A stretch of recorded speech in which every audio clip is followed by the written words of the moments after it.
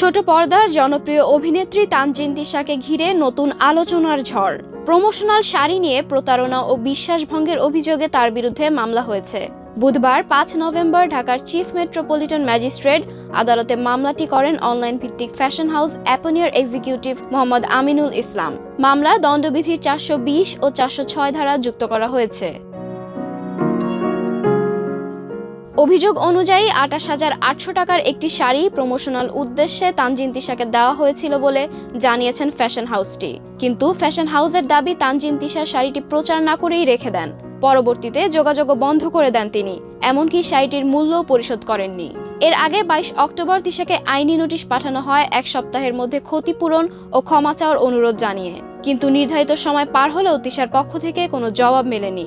ফলে আদালতে মামলা হয়। বাদীপক্ষের আবেদন অনুযায়ী আদালত মামলাটিকে আমলে নিয়ে ডিবিকে তদন্তের নির্দেশ দিয়েছেন। ওদের স্বপ্ন পূরণে পাশে থাকতে পেরে আমরা গর্বিত। বাদীপক্ষের আইনজীবী সলিমুল্লাহ সরকার বলেন, তানজিন তিশার মতো জনপ্রিয় শিল্পীর কাছ থেকে এমন আচরণ আশা করা যায় না। বিষয়টি আলোচনায় মিটিয়ে নিতে পারতেন।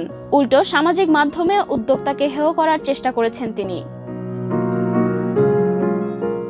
শিল্পী সমাজের প্রতিনিধি হয়ে এমন আচরণ দুঃখজনক। আমি ন্যায় বিচারের আশায় আইনের আশ্রয় নিয়েছি।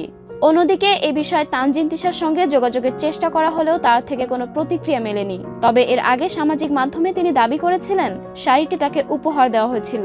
এটি কোনো প্রমোশনাল চুক্তি ছিল না। এ ঘটনাকে কেন্দ্র করে নেটিজেন ও বিনোদন অঙ্গনে চলছে মিশ্র প্রতিক্রিয়া।